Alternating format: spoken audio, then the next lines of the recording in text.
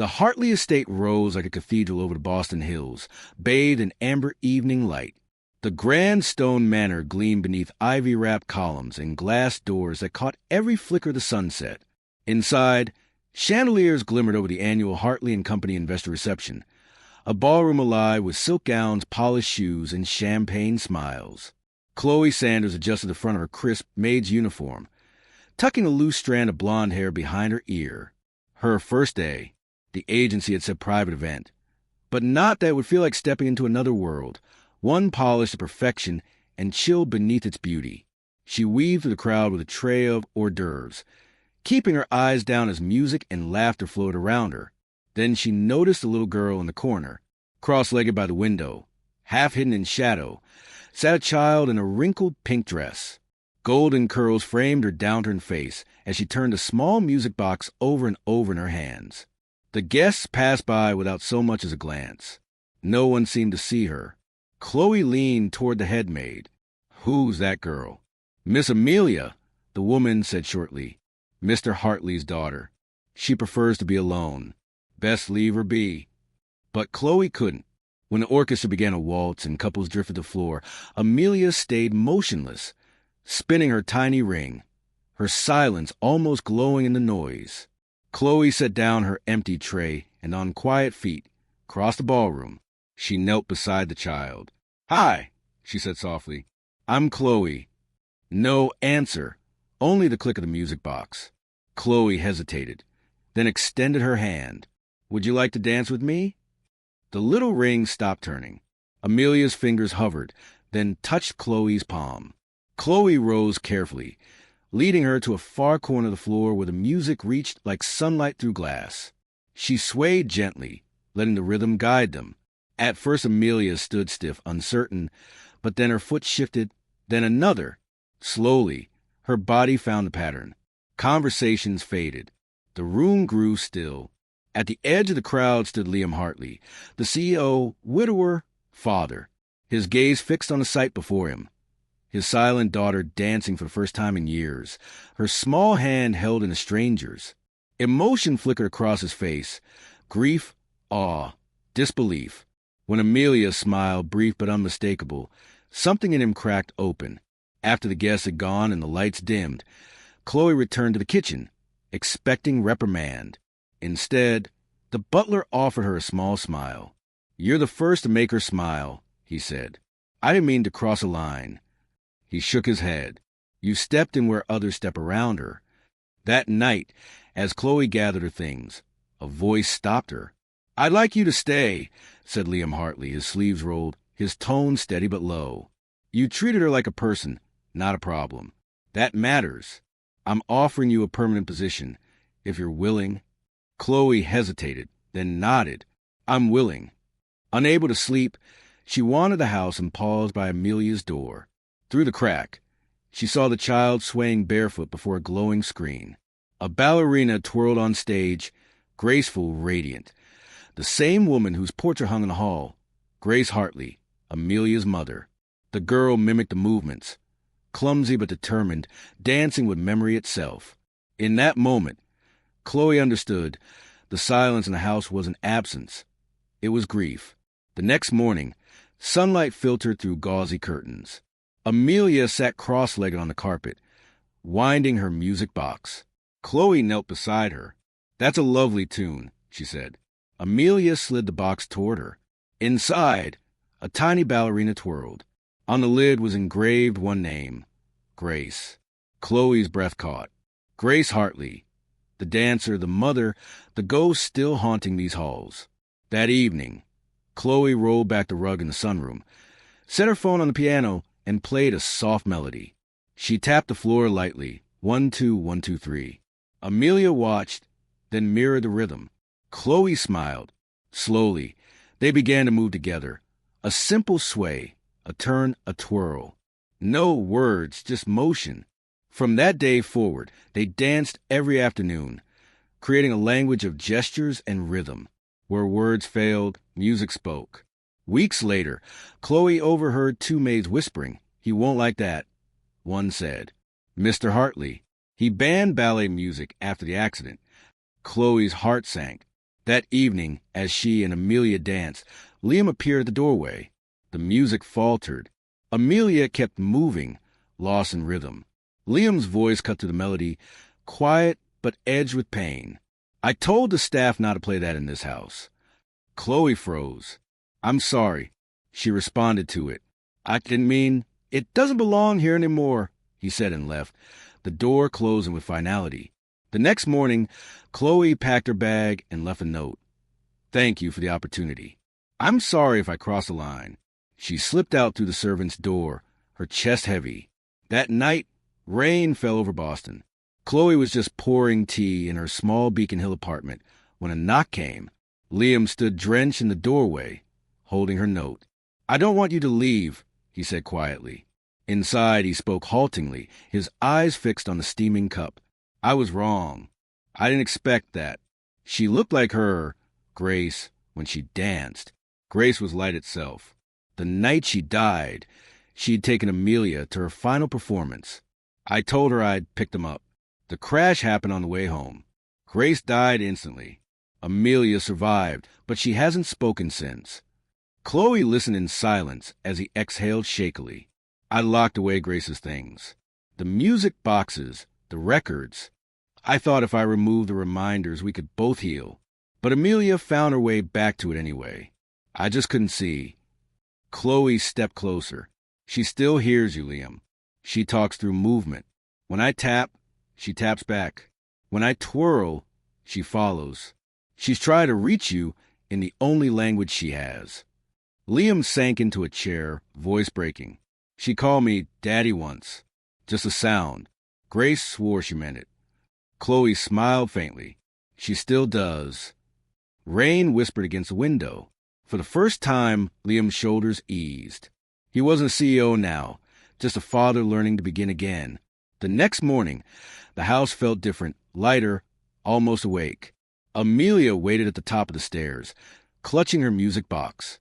When Liam appeared, she didn't run or hide. She simply looked at him, eyes wide, as if waiting for something. He hesitated, then crouched down to her level. "Good morning, sweetheart." No response. But when he lifted his hand and tapped the floor twice, just as Chloe had done, Amelia's lips curved ever so slightly. She tapped back. Chloe, watching from the hall, felt her throat tighten. It was the smallest exchange, but it was more than words. That day, Liam cleared out Grace's old dance studio, the one sealed since the funeral. Dust motes shimmered through sunlight like gold dust. Mirrors lined the walls, warped by time. A faded pair of point shoes hung on the bar. He looked at Chloe. "You were right.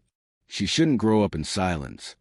Chloe stepped inside, her footsteps echoing softly. Amelia followed, holding her father's hand.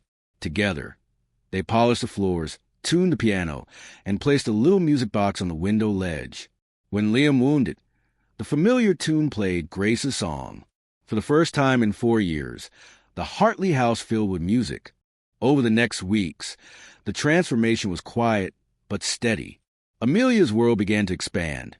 She laughed when Chloe missed a turn, clapped when Liam tried to dance and failed miserably, and smiled wider each day. Her laughter became a daily miracle. One evening, Chloe found herself in the kitchen with Liam, their hands brushing as they reached for the same teacup. He drew back, a faint smile tugging at his mouth. "You've done more for her in a month than any specialist did in years. She just needed to be seen," Chloe said softly. "That's all." His gaze lingered.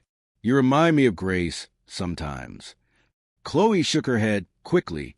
"Please don't say that." "I mean your kindness," he clarified. Grace had that same gift, making others feel alive. Outside, the city lights flickered through the tall windows, reflecting in their eyes. For a moment, neither spoke. Then, from the hall, came a sound neither of them expected. Amelia's voice. It was barely a whisper, trembling but real. "Daddy?" Liam froze. The cup in his hand slipped and shattered on the floor.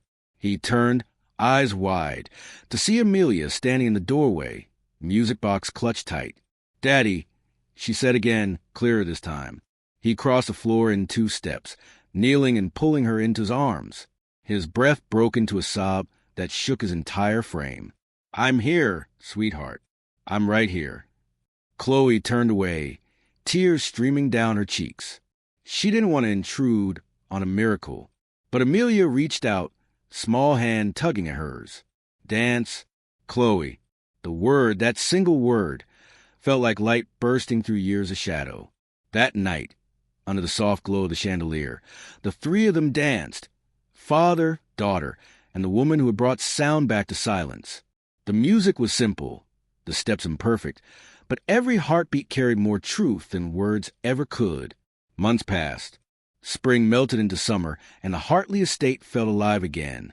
Flowers filled the gardens. Laughter echoed through the halls. Chloe stayed on, not just as a caretaker, but as part of their quiet little family. One afternoon, Liam invited her to the study. Papers and sketches lay spread across the desk. "I'm opening a foundation," he said.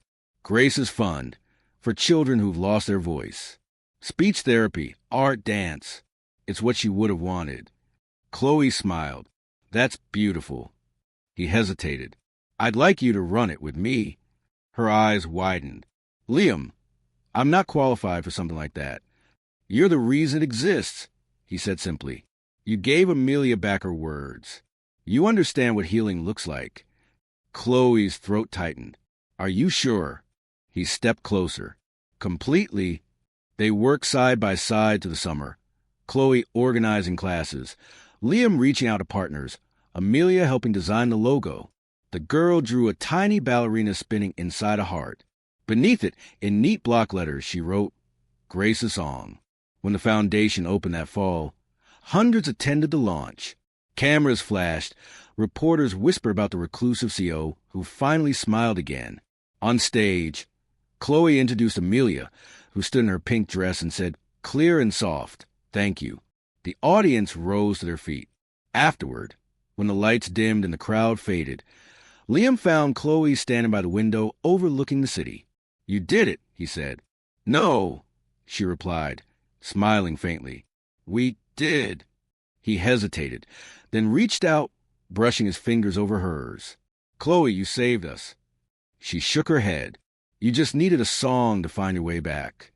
He leaned in, his voice barely above a whisper. "Then stay and help me keep it playing." She looked at him, really looked, and saw not the billionaire or the widower, but the man who had learned to feel again. Slowly, she nodded. Years later, a crowd gathered in that same ballroom for another performance. The chandeliers glowed softly over rows of guests, but this time there was no corporate air, only warmth. At the center of the floor stood Amelia, now 12, in a pale blue dress. The orchestra began to play Grace's melody. Chloe watched from the side, hands clasped, pride swelling in her chest. Amelia moved with grace and confidence. Each turned a quiet echo of her mother's legacy and her own rebirth. When the dance ended, she bowed, and the room erupted in applause. Liam took the stage, smiling toward his daughter. "She once couldn't say a word," he told the crowd, voice thick with emotion. "Now, she speaks through every step. This is what love can rebuild." He looked toward Chloe. Their eyes met, and in that unspoken moment was everything: loss, healing, gratitude, and the quiet promise of something lasting. As the music swelled again, Chloe turned to Amelia, who came running into her arms. The girl looked up, eyes shining. "Mom would have loved you," she whispered. Chloe's heart clenched. "I hope so." "She does," Amelia said simply, pointing upward. "She's dancing with us." Liam joined them, wrapping his arms around them both. And for the first time in years, the Hartley mansion didn't feel like a museum of memories. It felt like home. In the end, Chloe never sought wealth or recognition. She only wanted to help one child find her voice. But in doing so, she restored a family, revived a love story that paused too long in silence, and reminded everyone that sometimes the gentlest gestures carry the loudest echoes. And as the last notes of the song drifted through the ballroom, the world outside kept turning. But inside those walls, time itself seemed to stop, wrapped in music, forgiveness, and the fragile, beautiful language of second chances.